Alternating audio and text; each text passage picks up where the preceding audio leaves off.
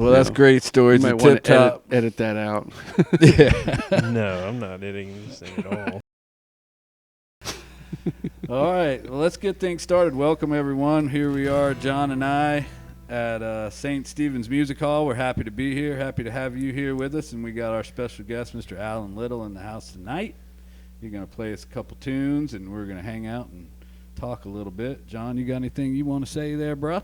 No, I just, I know, did you go, James Taylor was in town last night. Did you go to the show, or did you go check that out? Yes. Oh, man.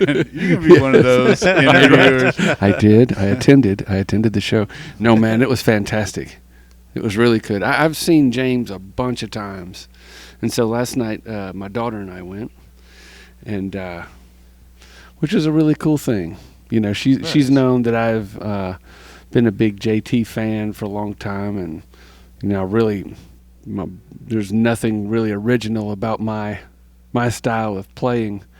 Have stolen from him. James. Yeah. I mean, I don't know. Yeah, it was great fun. It was great fun, and he's 75. Yeah. I That's just Googled that right inspirational. before you got here. I was thinking, I honestly thought he might be 80 by now, but Right. And like Willie Nelson's like 105.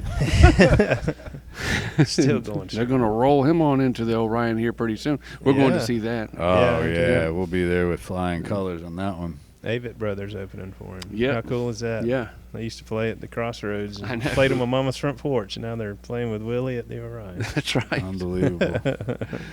That is so right. So you were telling us a cool story a second ago about you had wrote a little lick or put your twist on a few different James Taylor licks, and then playing into Fire and Rain, and then he ended up doing something almost the exact same thing live. Yeah, which I thought was super cool. So did you just will that to him through? No, I think it's something. I think it's probably something that he's done before in the past. That I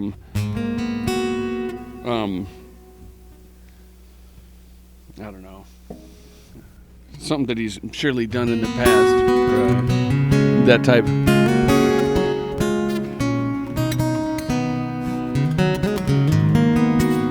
Something like that, or whatever. But I've That's always in a loved totally his different chords. key than Fire and Rain, though, isn't it? No, he little capos thing that, as I recall, on 4. So That's I think, F if I'm not sharp. mistaken, yeah, I forget what letter it is. I forget what letter, but and so 4. cool that Danny Davis, he had his guitar in the green room and he picked it up, played it, and gave it really nice compliments. That's what Alex Hendricks I was telling me. Evan, I stepped out there and watched a few songs, and there was one point it looked like he was playing a guitar very, very similar to the one he was playing of Danny's. Right. I was like, wait a minute. Was he actually playing on stage with one of Danny's guitars?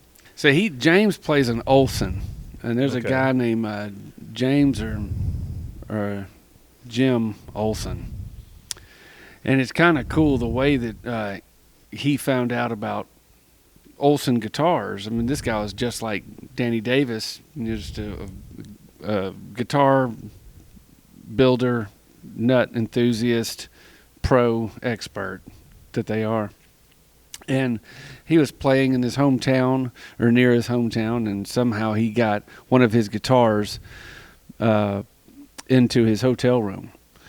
And so when he got up there to his hotel room, he was like, well, here's this really beautiful guitar. He puts his bags down and he sits down and picks it up. And the guitar was actually made with a slightly wider neck. He knew that James had bigger hands, and he made it with a slightly wider neck. And he picked it up, and he demanded he find out, who built this thing. So he's been playing his guitars for a super long time. Okay. His signature series guitar is somewhere between like $15,000 and $20,000 if you go buy one online. I mean, they are high. Yeah, that's right. That's worth more than my pickup truck. Yeah. I bought my house in 1907 for that. Right.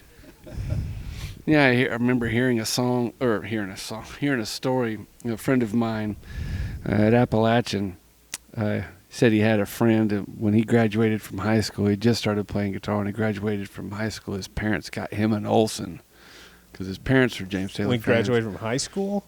Yeah. Wow. I was like, that spoiled little bastard.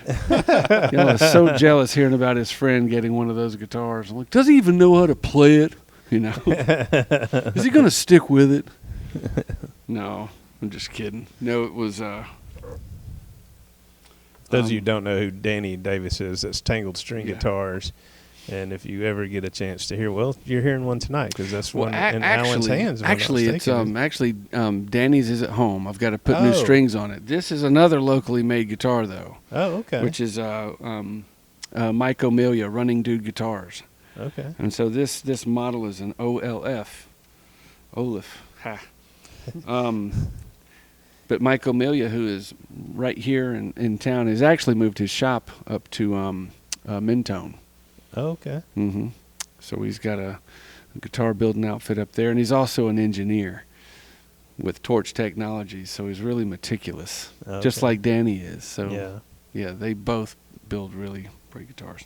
Yeah, that was a neat story when the Black Crowes were playing at the Yeah. BBC, and someone from Tangled String, I guess, sent a tweet or something to the guitar tech for the Black Crowes and said, after sound check, if you got any time, come over to Low Mill to this place and meet Danny and see if you want to look through his guitars. And he did that, and soon after texted Rich Robinson, said, Get over here, dude. Get your ass over here. These guitars are incredible. And sure enough, Rich Robinson came over there, fell in love with it, and then it was on their acoustic tour. So it was Chris and Rich Robinson were doing their acoustic tour, and they took 2 Danny Davis guitars on tour with them. And then not soon after that, Rich Robinson ended up coming and doing a solo show at Tangled String for 120 people. It's so cool. It was pretty incredible. Well, when this place is making millions, I plan on getting a mandolin from him. 'Cause I was talking to him the other day, and he was saying, he's like, I'd really rather make mandolins, honestly. He's Yeah. like, but I just can't sell them. I was like, well, I'll take one. How much are they? He's like, like 6,000. I was like, Yeah. Payment plan, baby. His son, Danny's one of my best pals, and his son Ben is also one of my best pals, and plays in the Giants. He's got, of course, one of his mandolins, and it's just stunning. Yeah. Yeah. Oh, I can only imagine. Yeah. the And he's got an craftsmanship. arch top that he made. It's like, Wow. man, I wish my dad knew how to build guitars. How did you? I never heard the story how you started Little and the Giants. How did that begin? That was actually just born out of the doing the record while they were sleeping. I had played with a lot of those guys at the Three Caves, where I played with 45 Surprise at one of those Caves gigs, opening for the Steel Drivers. And I really, and I attribute that to Alex Dietrich. I attribute that to him because it was basically 45 Surprise. A lot of the guys in 45, or some of the guys, I should say, in 45 Surprise. Ben and Drew. And then I asked them to play on the record, and they played with Nick Walker. And I don't think they had done much stuff with Nick at the time, so they kind of got to know each other. And then we didn't get to do a CD release because of the pandemic, and I guess we kind of did one at Low Mill for the Concerts on the Dock thing. Mm-hmm. Later on, after the pandemic was all over, 2 years later. But that's how it was formed, just from those guys saying, yes, we'll come play on your record, So, but yeah, I'm grateful that we don't play many gigs. When we do play gigs, there normally is a good sort. It's a great stage we'll wind up playing on. Right. Um, Orion and I Amphitheater love being one that. of those stages. Right. Which was a real hoot. But those guys are so busy. That's one of the reasons why we only play so few. Is those guys are in so many different other bands. Oh, okay. They are sought after musicians in town. Always got projects going on. Newt Did they Johnson. do a lot of studio work? Is that how it came to be that they were on your album? Yep. Do a lot of studio stuff, and then essentially playing with different bands. And Newt and Nick, Newt who plays accordion with the Giants, and Nick who plays upright bass. They do a lot of projects together, and they're also in the Rolling Jazz Review, which is also one of my favorite bands. It's local. The Rolling Jazz Review. Rolling Jazz Review. And the other band he's referring to is Little and the Giants. It's his band. But definitely go listen to the Rolling Jazz Review. It's wonderful jazz music. Anyway. Little shameless plug there for my buddies. Oh, they played every Sunday at Flying Monkey Theater forever. No. Oh, Jim Cavender and man, they were Fierce players. Yeah. So funny that the first show we did here, we had just put up the curtain, and Mark from the Fret Shop was like, I said, "Is that too low?" He said, "No, I'm sure it's fine." And I said, "Yeah, it shouldn't be a problem unless your bass player is like 6'6". And then Jim Cavender walks in the door, and the curtain was like right on his forehead. He is not a short man, that Jim Cavender. That's awesome. Alan, Yeah, that was another fun thing, just recording with Jim.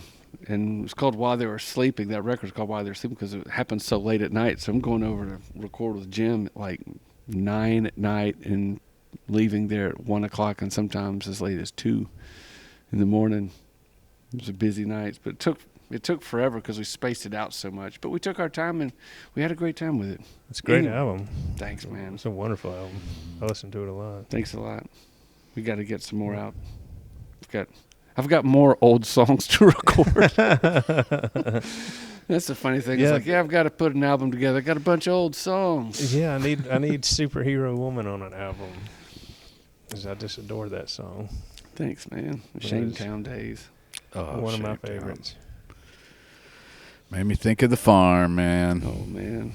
A lot of things. Ability Fest, you remember that? And I definitely remember Ability Fest. Yeah, and then after Ability Fest, not too much longer, was the Lehigh tribute. Yeah. Which, man, that was Toy Shop, Dave Anderson, and Shametown playing at the Mark Smith Concert Hall. That was awesome. And that was to raise money. And there's this big hype build-up with the news talking about it. We're going to local musicians putting on a show at the concert hall. The tickets were something like $10 and all this. And so it was great. We're all there. And like literally 15 people came. Yeah. I was like, good God. And that was one of the reasons, like, yep, this is why our band is called Shametown. And it was for shit like that happening. You know, I mean, well, this is a good cause. But, I know we play every week and you're tired of us, but this is for an incredible cause. I think it was just this city then, man. I What's think that? if you did that show Saturday, well, Billy Strings would be here Saturday. If you did it on not this Saturday, you'd probably fill it. I think this community has become a lot more musically aware. I'm so glad you said that because I totally agree. Yeah, I totally agree. It has changed. We have a city government that is seen something special about it and wants to get behind it. Mm-hmm. And not only that, do all this other stuff. And well, let's not stop there. Let's put the Orion up. Let's do that. With Huntsville being a real transient community, we've got a lot younger population than we had 20 years ago. We're a big draw. And I see it because I go to a lot of these surrounding communities for work a lot, in Decatur and stuff, and it's just an older population. Yeah. You know? And that's the way Huntsville used to look. Right. In the 80s and 90s, and it's not that way anymore. It really isn't. It isn't. And I tell you, it's almost bad how much money is going straight to concert tickets. For sure. Yeah. It's awesome. No, the climate is so right. The climate is right for what you guys are doing. The climate's right for everyone. Everything is Yeah, happening, and popping up. We went and visited the Tip Top. Tip Top, yeah, earlier of this course, week, absolutely. And, I've had people tell me, "Oh, well, are you nervous about the Tip Top happening?" I said, "No, are you kidding me? I got one full support." I'm like, "Dude, a rising tide raises all ships." Oh yeah, It's not competition; it's just more. That's right. It's just And more. gosh, every time I turn around, there's another songwriter that's like, wow, where did this person come from? Yeah, Well, he just decided to get out of the house now and start playing out public, yeah. whatever. Yeah, there totally is. There totally is. I mean, I went to an open mic the other night, and usually you have 6 or 8 guys, and it's the same people at all of them. I mean, Alan, there were guitar cases stacked to the ceiling, and I didn't recognize anyone. Where was it? It was at Salty Nut right before they closed. Who was hosting that one? Oh, I can't remember his name. It was some young guy that worked there, I think. Mm-hmm. Gotcha. Alex, He yeah. got long hair. Short Oh, hair. like Gotcha. Gold Sprint is doing their open They've got- mics. Wanda is doing an incredible thing with her house shows, her Boardman Street house shows. Hell, the last time I went to one of the Blues Night open mics at Voodoo, there was so many people playing. They were standing outside the door in the foyer there, where at the landing of the stairs, playing. God, there's a whole horn section in there. So cool. It's awesome. I really think that the good old days are about to start happening again. You know what I mean? I think what is about to happen, this next decade, going to 33, I think is going to be action-packed. I just do. Yeah.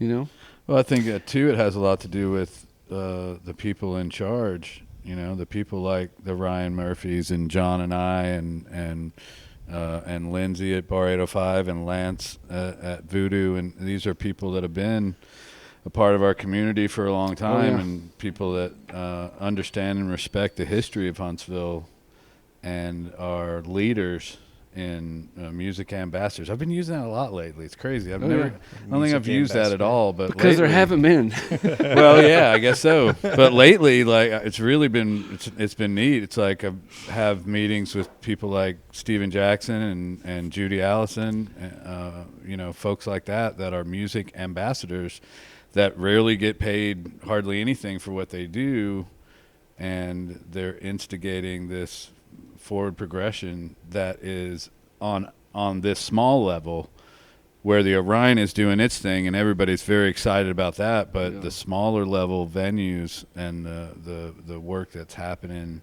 with old school Huntsville people that are now in charge, like that's pretty awesome to see, to grow into. It totally is. Yeah, and the right folks. It seems like just the right we went folks to are the everywhere. Mayor's Music Month kickoff thing. Yeah, I wanted to go. And, like one thing that really struck me was when Matt Mandrella said, we're not going to be able to do we normally have a Women of Music here during Music Month, and it's a 3-day event. Unfortunately, we're not going to be able to do that this year. So to make it up to them, we're doing it's Women of Music Week, and it's actually 10 days long. And I was just like, yes, dude. Like it made my eyes well up. He's perfect for the job. He's a good dude. I interviewed for that job. Oh, really? And I knew that I wasn't going to get picked. Why? I just did. For something as big as what they were doing, they needed some powerhouse that has been at another big city. Yeah, I mean, I totally get it. And well, he is but I wanted to say that I 6'8", interviewed for the job because I thought that was monumental, know. But I had a really great time interviewing with Dennis Madsen and Shane over there. It was really good times. Yeah, and Matt, according to Matt, is so perfect for their the job. passion today is more than when they created the music initiative. Like, it's not dwindled; it's actually grown. Oh yeah. So, and we're 3 years into it now, and I mean, you can see it. There is a direct effect. Yeah, they're throwing logs on that fire. Yeah, 100%, and everything intertwines so beautifully. It's so. Yeah, and Mid City is a giant part of what they're doing. With that hub that they've created out there, the camp. Has been a really a good thing, you know. All involved, all these different pieces. They're all very important spokes in the wheel, you know. Yeah. When you look at something like this, and you're trying to grow something like this, and you have a bunch of people with like minds, and you look at that as a productive network, and not a competition thing, you know. Mm-hmm. I think that you're saying, the rising tide raises all ships. That's right. I'm full of belief of that because. You know, I mean, I remember I'm 48. I remember when I turned 21, you could go to the Crossroads. I think the Crossroads may have just opened. No, they weren't open. They opened 98, so 96. So you could pretty much go to the Vapors and watch a hard rock band, or you could go to some dingy smoke-filled bar and play pinball, and shoot pool, and that was it. You know, or the Tip Top. The Tip Top was around then, but you know. I loved the Tip Top. Same. But, I mean, to be honest. It's a place of culture. There's 10 nights a month that you really did, at least I really didn't want to go in the Tip Top. You know, I didn't have a mohawk or spikes on my leather vest or combat boots. So there were a lot of shows there that I didn't really care to attend. But there was a whole lot of shows I did care to attend, and I was fortunate enough to actually play on that stage once. There's a list that's, it's ridiculous. of everybody that has played on the Tip Top stage. And the band I was in is on it. We only played that one show. We opened for Southern Culture on the Skids, which was crazy because I love the Scots. And I was like, well, there's no way we're on that list. And I scrolled up, dang it, we weren't. There we are. Southern me Culture. and Billy Montana. That was we thought we'd try to be cool like them when Plaid released their second album. We back up. We thought we'd be cool like Southern Culture on the Skids because they would throw fried chicken out to the crowd. Oh yeah. And we decided like. Did y'all do like chicken tenders? Big. There's like we threw bananas, which we really paid for later. We got a lot of ridicule, straight up blunt force ridicule for that. We threw bananas out because that was the cover of our second album. Was the bananas? We call it the Banana Album. There's some really funny story about bananas and why that's on there. And so we threw bananas. And this is at the Tip Top? I'll never forget, Hank was like, this is $20 worth of bananas. Do you have any idea how far $20 will go buy bananas? And it was like bananas for years. I guess fruit was cheap back then. I remember that. Unless he was jiving or whatever. But anyway. So we had these bags of bananas around. It was like, all right, when we hit such and such song, start grabbing bananas and throw them out, and we'll go into. And I had this whole plan. So all of a sudden, bananas are just flying. We're throwing them out, and people are taking them, opening them, eating part of them. And we're seeing like banana peels. We're seeing people eat these bananas, and we're like, playing and going, oh my gosh, this. And the Tip Top, was not a big enough room to throw anything. No, you'd hit the ceiling. I mean, you'd have to throw it on a seed. And then, and it's just like cartoons, We had like another hour to play. Oh no! And like while we're playing, we can see people just dropping, people are literally slipping on banana peels. At the Tip Top. You mix a banana peel with a toilet, that's probably overflowing into the room. I mean, it's a thing. It is a thing. I knew this girl that got Flea's pants, red plaid pants, because I guess the Chili Peppers were playing in Atlanta or something, and somehow Flea played at the Tip Top, and she literally told me, she's like, at home right now I have red plaid pants that Flea wore for the first song. Then he took them off. You know what's funny about that, about what you said?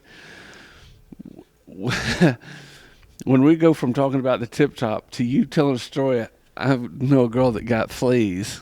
Like, at the Tip Top, they got fleas at the Tip Top, because that is plausible. Among other things. Definitely. Oh shoot! I was there one night. I think it was the Frigidaires were playing, Mark's old band. Mm-hmm. And the toilets had overflown so bad and they couldn't fix it that they just put pallets on the floor. So the whole crowd was standing on pallets, and there's literally just doo-doo water flowing through the pallet under your feet. That is rock and roll. Yeah, I don't know if we want to go that far rock and roll with St. Stephen's. No, definitely not. You know, everybody's got like a bunch of tip-top stories, but everybody's got one or two that they can't tell. Something that they know, something that they witnessed. I remember my cousin's band was playing. They were called There From Here, like from the REM song I Can't Get There From Here. They played there a bunch. And a fight broke out at one of their gigs, and everybody went to looking at this fight. These guys are duking it out. They're not paying any attention to the band. And so the band all faced one another. They just played music while this fight went on. Moving microphones, standing around, they're playing in this circle. Anyway. Yeah, my sister hung out with River Phoenix. Yep. When she was not old enough to get into that place. I don't know, half the people in there were old enough. Yeah. Because I used to the females. I used to go in there when I was 15 because Laney would let me in because he was good friends. You're one of the few dudes that got in at that age. That's right, and that was the funny thing. You got treated differently if you were in a band at the Tip Top, and that's why we always wanted to play there. I mean, it was other reasons. The legendary stage of all these folks that have come before you and rocked. We want to do that too and all this kind of stuff. But anyway, you got special treatment when you were there. I don't know how long the statute of limitations is. But we felt we were cool. We were sitting up there and having beers and stuff. And then we see all our friends got these big, gigantic black X's that are inked on their hands like henna. It won't come off for a couple weeks. Yeah. Oh, man. Well, that's great stories. You might want to edit that out. No, I'm not editing this thing at all. Well, that's great stories of Huntsville history and Bill Chapman's going to run he's going to run a tight ship over there, and it's going to be respectable. Yes. Well, our buddy Chris. I hope not. Our buddy Chris Henley is going to tear it up over there too. Chris is a good dude, man. I'm looking forward to seeing what he does over there. Both those guys. The venue group being a part of it, it's going to be a lot of fun. I can't wait for that. But here we are in St. Stephen's. We haven't even started the history we're making in this place yet. We will open the door soon, but hey, Alan, why don't you play us a couple tunes? Make some history for us. What would you like to hear? Oh, you know what I'm going to request?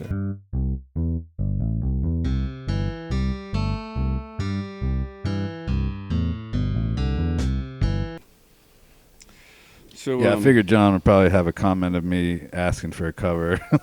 You asshole, Evan, really? We're trying to have original music in St. Stephen's. You're asking for a cover. No, I think something like that, he's there's no telling how it's almost like James Taylor should get a commission on every time a guitar is sold and bought, how many purchased people he's influenced by folks that were inspired by him. Yeah. He is responsible for that.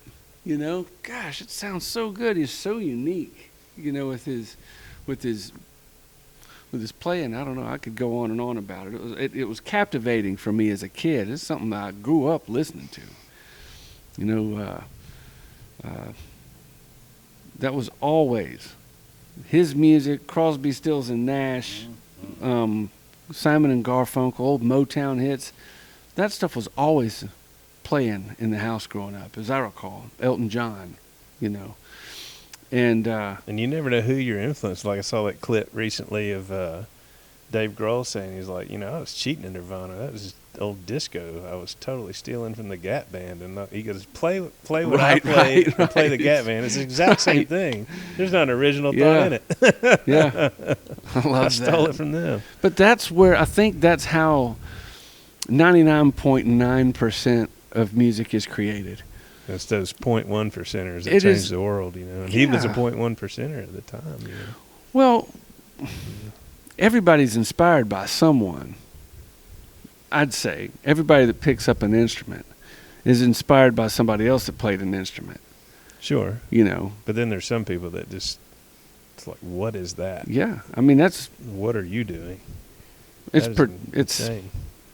yeah. But- That's a lot of it. That's a lot of it. Well, I mean, it's all storytelling. Sure. Songs are storytelling. So if you're a good enough storyteller, if you're telling somebody else's story, it can be just as powerful. Sure. But when you get up there and you tell your own story, then you're a great storyteller, but it's also coming from your Right. core, from your heart. Right. So I've always had, I have an ongoing struggle with cover bands and cover songs and tribute bands and tribute. I will always have like this inner kind of battle that I kind of go through with that, and I think it's important to me to have that battle. Sure. It's Absolutely. important to me to constantly be wanting that original and wanting to see what people have inside of them that's beyond what they like in somebody else. But it makes sense. I mean, if you're a musician, you get up there and you play Prince, you're going to have the hot girls on the dance floor. Right. So that's real tempting as a musician to do that.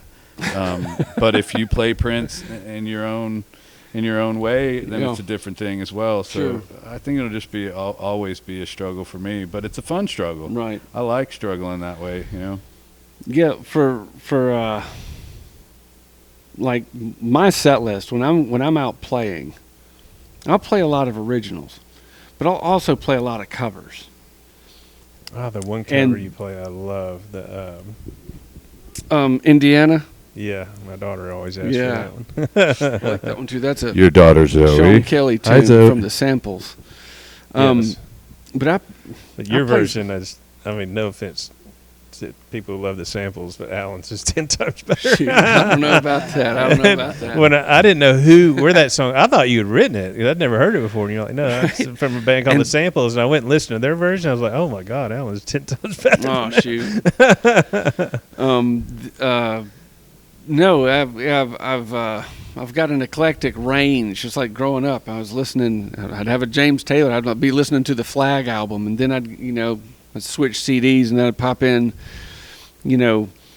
Tesla, or something. What was your first CD? Do you remember? The first CD that.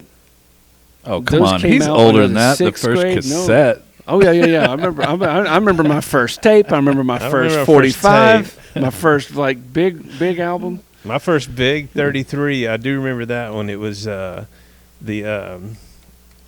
it's like some people consider it the first rap song, hip hop. Oh, Sugar Hill Yeah. Gang? Sugar Hill Gang. It, Oh, it was yeah. on a 33. One song. Oh, yeah. Oh, yeah. And the other side was the instrumental of it. Yep. And that was my first 33 was a Sugar Hill Gang. That is awesome. That's a damn good start there, John. And it's funny that we're opening a bar that's going to cater to bluegrass and, singer-songwriter. My first full-length album, 33, was Sugar Hill Gang. Yeah. My first CD was Public Enemy, Fear of a Black Planet. Yes. Because I was like, I had it, my parents had got me a CD player for Christmas, and I had enough cash to buy one. Because they were like, I mean, even then, they were $15, $16, which back in our day was a lot of money when you could get a tape for like $5 or a record for like $3. And I was like, God, what? I'm looking, and they didn't have a whole big selection, back then at Record Bar at Madison Square Mall, where Mid-City's at now. And I was like, what of these could I listen to 1,000 times? And I was like, oh, Public Enemy. That's no brainer right there. Yeah. I love that. King's X. That was my first CD. Okay. Oh, wow. Whoop, that's my daughter. Oh. Hey, I'll call you back in a minute. Where are you? I'm over at. Hey, it's Evan. Hello. You're interrupting a podcast. Sorry, love you, bye. Love you. Bye. Well, Alan, why don't you play us one more and we'll let you get out of here. I know you've got another stop to make tonight. All good. We appreciate your time greatly. Well, thanks for having me. Thanks for having me. Thanks for being here, dude. Couldn't do what we do without you, man. That's for sure. Likewise. All the stuff That's a two-way we've done street. together for a long, long time, man. I love What a that. cool full circle thing to think of all the shows that you and I have worked to together. No joke. I mean, just the community-minded things we've done. Tsunami Still doing. relief in Japan and gosh. tornado relief and At the Low Mill. on and on and on. It's been such a pleasure just being community-minded with you, but then also respect your We've work got a so rich much. history. We do, man. Yeah. And the same goes for you, brother. Well, Yeah. we inspire each other, man. That's what it's all about. Now John's on board, and he's going to help inspire people, and we're just all going to do it together, man. Sounds like a plan to me. This is called Sweet Fermentation. Yes, sir. I recognize that from while they were sleeping. Good old Shine song. Fetch down the kettle and fill her up with water. Straight off the spigot ought to do just fine. Come along, I've got something to show you. It's about time you learn how to make moonshine. Gets its name from being made in the dark, where the only thing above you is the light of the moon. The Bible Belt seems to frown upon it, yeah, they know it won't be legal here anytime soon. Oh, sweet fermentation, take me through the run to find that good low wine. Oh, some call it the hooch, right gut or white dog, but it's all moonshine.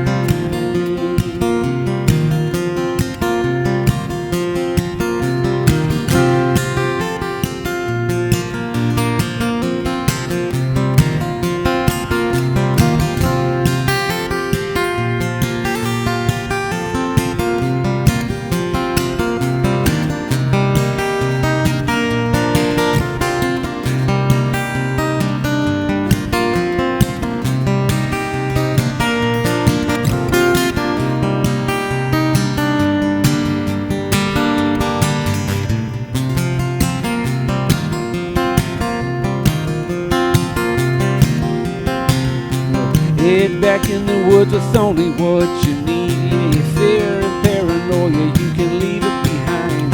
Water, cornmeal, cane sugar, and gypsum, measure it up right, or we will all go blind. And bring the water to 150 degrees. Yeah, you're mashing corn now, brother, just stir it around and around. And add the sugar just to sweeten the pot. You got just a little bit more time before it all cools down. Oh, sweet fermentation, take me through the run to find that good low wine. Whoa, some call it the hooch, right gut or white dog, but it's all moonshine.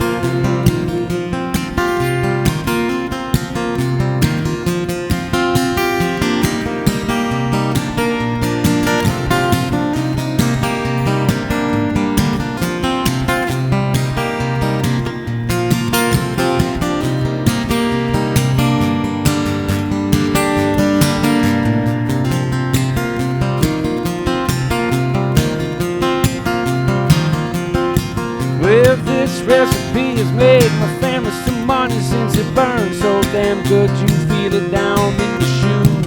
$10 a bottle or two for 15. No better way to kill these old tri-county blues. Oh, sweet fermentation, take me through the run to find that good low wine. Oh, some call it the hooch, right gut or white dog, it's all moonshine. Oh, sweet fermentation, take me through the run to find that good low wine. Oh, some call it the hooch, right gut or white dog, it's all moonshine. White light, the mountain dew, well, it's all moonshine. It's all moonshine.